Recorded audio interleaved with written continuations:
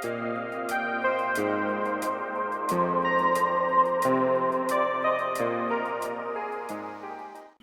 everyone, thanks for joining me. It's Avril from Excited for Excellence here.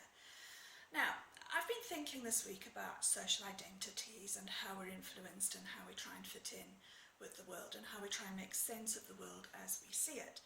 And this is because of a conversation I've had with someone who was looking for some ideas of how to fit in her world. So, as I was thinking about this, I was laughing with someone about how when I was not as well as I am now, I used to find it incredibly difficult to go to places like Subway and order a sandwich. Many apologies, Subway, for bringing you into this, and obviously many other fast food outlets are available. Quick disclaimer there. Now, when I go into Subway, I immediately feel this terrible sense of pressure, and when they're looking at me with this knowledge in their eyes, then I feel like, oh my God, do I want bread? I don't know what bread I want. How am I supposed to know what bread I want? I can't make all these decisions. And then once I've decided about the bread, then they ask me about the toppings. Honestly, it's a social minefield of potential mistakes. And the stress that I feel going into a place like that would actually make me avoid going there, which is ridiculous because all they're asking me is what I want. And actually, they're not that invested in the result. So why do I feel that way? Well, the reason I feel that way is because I don't want to look like an idiot. Although, by my own admission, completely avoiding the place, even though I like the food, is obviously idiotic. But why do I do it?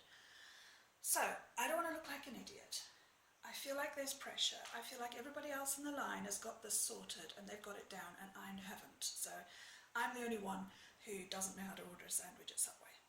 You see? So, the reason that's difficult for me is because I socially identify myself as somebody who's similar to the other people in the line. And if they know how to do this stuff, then I should flippin' well know how to do this stuff. So I feel terrible if I don't. That's the problem, you see. In our lives, we're taught from the time that we're very tiny that you have to fit in. If you're told to sit in a circle, you have to sit in a circle. If you're told to be quiet, you have to be quiet. If you're told to know the answer, you have to know the answer, and heaven help you if you don't. Either you're going to be humiliated, or you're going to have to develop the kind of resilience as a child that means you don't mind being humiliated and you'll make a fool of yourself for the amusement of your class. So, don't get me started on education because we'll be here a while, but that's essentially what we've done to our children, and the result of it is somebody like me who, even though I'm really quite a confident person, feels completely out of their depth when I don't feel that I know what everybody else in the room knows. So, the thing I wanted to bring up to you now is about personal mastery and how we use this little piece of psychology when we try and live the best life we can live. If you look at the way Peter Senge describes what personal mastery is, he talks about personal mastery being deeper than learning, but involving learning. Deeper than spirituality, but involving your spirit. Essentially, it's the art of creation of your own life. So, what a beautiful idea. It's an amazing idea that you are the creator of your own life. Now, don't spend your life looking at the sort of art materials that other people have. There's always going to be somebody who's got more art materials than you when it comes to creating your own life. Some of us only get blue paint. Some of us get a range of colours. It's just how the world is. Yeah, I know it's not fair, but it's what you do with it that counts.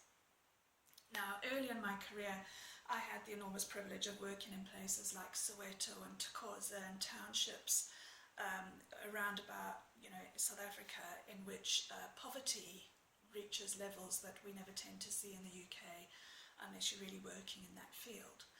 And we would get called to these houses, and these people had literally nothing. Their houses were made out of things that they'd found. Bits of plastic, bits of wood, bits of old crates, and they'd created homes out of these scraps of what other people were throwing away. And they'd made those homes beautiful. They really had.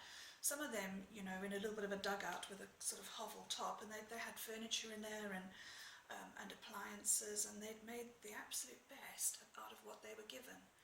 Now that is personal mastery. That's being really great based on what you've got. Now we can feel sorry for ourselves for the stuff we haven't been given, or we can really have a good look at the stuff we have been given. Now, this isn't easy sometimes, you know. I've often referred to the fact that I had a little baby girl and she died, and I would give anything to have her back. But I'm grateful for her existence, and my gratitude for her existence gives me the strength and the joy to be pleased that she was here at all. It doesn't take away the grief, it doesn't take away my desire, obviously, to be reunited with her, but it does give me the ability to be grateful that she was born at all. And what that means is that I am able to appreciate the beauty in my other children who are alive and well and still with me, and they are the absolute joy of my life. If I hadn't learnt to be grateful for the brief time that I had with my first child, I would never be the mother I am today. I would never know how to be grateful for those beautiful girls that I have.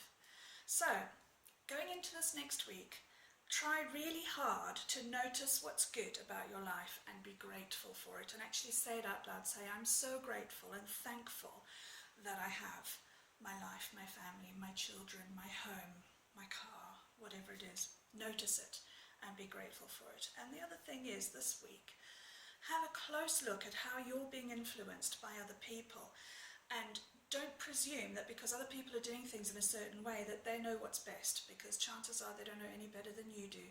And look around you and you'll see that people look for social cues from everybody else before they go ahead and choose what to do themselves. So you can be a leader, you can be the one who goes first, you can be the one who steps out to help somebody, you can be the one who takes the first step and is brave and courageous, or you can follow other people. That's okay too.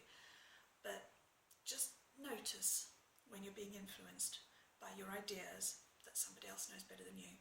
They don't. So here's to an excellent week, and obviously I can only scratch the surface of what this means in a short video like this. So if you'd like to know more, click on the link to Excited for Excellence. We'll have various seminars, videos, pieces of course material. Some of them are free, and you can ask me a question and I'll be sure to answer you. And hopefully, you know, we can meet up at a seminar in which we really look at this and how you use these principles in your life to be as excellent as you can be. So that's it for now. Have a great week and we'll see you soon. Bye.